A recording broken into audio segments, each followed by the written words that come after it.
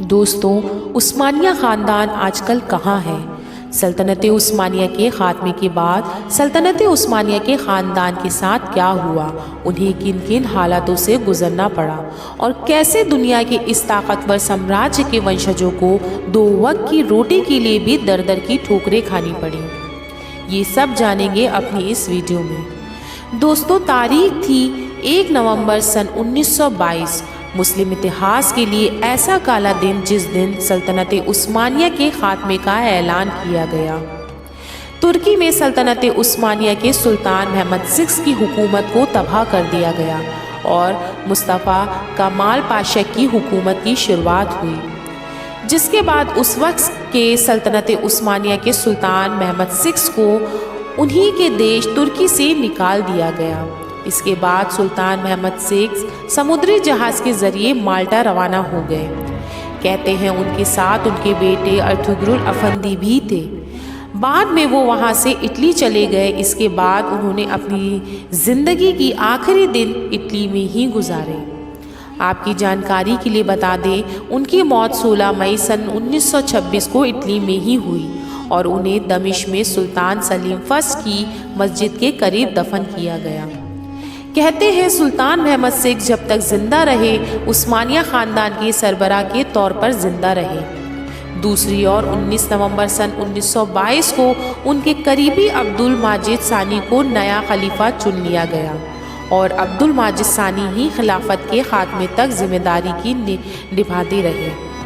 اسی کے ساتھ خلافت کے خاتمے کے بعد تمام عثمانیہ خاندان کو دیش سے نکال دیا گیا۔ اندازہ لگائیے کہ ایک ایسا خاندان کہ جس کے بزرگوں نے 1600 سالوں تک ایک دیش پر حکومت کی ہو، اسی خاندان کے لوگوں کے لیے ان کے اپنے ہی دیش میں رہنے کے لیے جگہ نہیں تھی۔ عثمانیہ خاندان کو خود یہ سمجھ نہیں آ رہا تھا کہ آخر ان کے ساتھ یہ سب کچھ کیوں ہو رہا ہے۔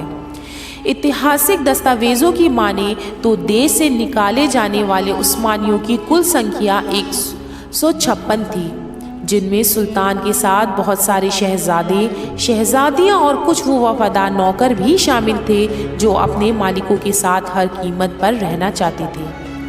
اس کے علاوہ اس خاندان کے تمام دامادوں کو بھی جلا وطن کر دیا گیا تاکہ ترکی کے موجود حکمرانوں کو آنے والے کسی بھی خطرے سے بچایا جا سکے۔ اس کے بعد ان سبھی عثمانیہ خاندان کے لوگوں کو ایک طرفہ پاسپورٹ دیا گیا، جس کی مدد سے یہ سبھی لوگ یعنی اپنی ترکی ملک سے جا تو سکتے تھے لیکن پھر کبھی واپس نہیں لوٹ سکتے تھے۔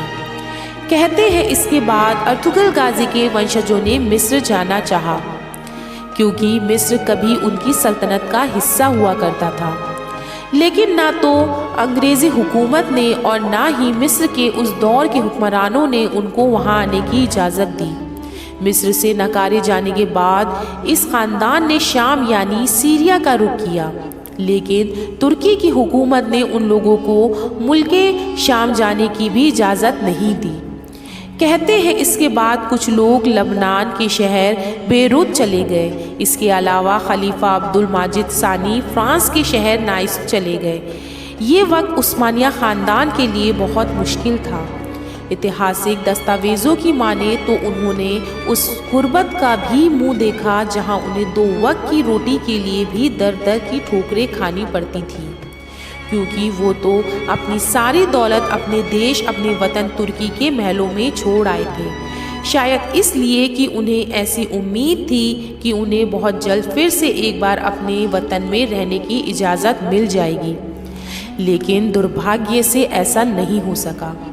سلطنت عثمانیہ کے خاتمے کے بعد خاندان کا لیڈر اسے بنایا گیا جو عمر کے لحاظ سے سب سے بڑا ہوتا تھا۔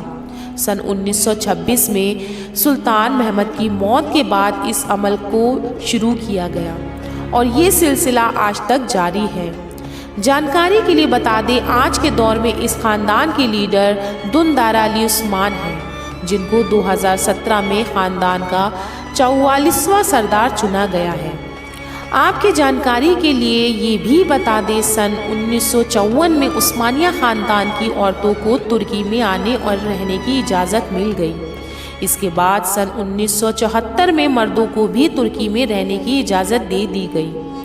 لیکن اس کے بعد بھی خاندان کے لوگوں نے ترکی سے باہر رہنا ہی پسند کیا اور آج اس خاندان کی ہزاروں لوگ دنیا کے الگ الگ ملکوں میں رہتے ہیں، جن میں امریکہ، بلغاریہ، ہنگری، فرانس، مصر اور شام اور خود ترکی دیش شامل ہیں۔ اور آج کے دور میں بھی یہ خاندان اپنی انہی روایتوں کو فالو کرتا ہے اور اپنے اتہاس پر فخر کرتا ہے۔ دوستو، یہ تھا عثمانیہ خاندان کا ترکی سے نکالے جانے سے لے کر دنیا بھر میں آباد ہونے تک کا سفر۔ آپ کا ارطغرل غازی کے ونشجوں کے بارے میں کیا کہنا ہے؟ اپنی رائے ہمیں کمنٹ سیکشن میں ضرور لکھیے۔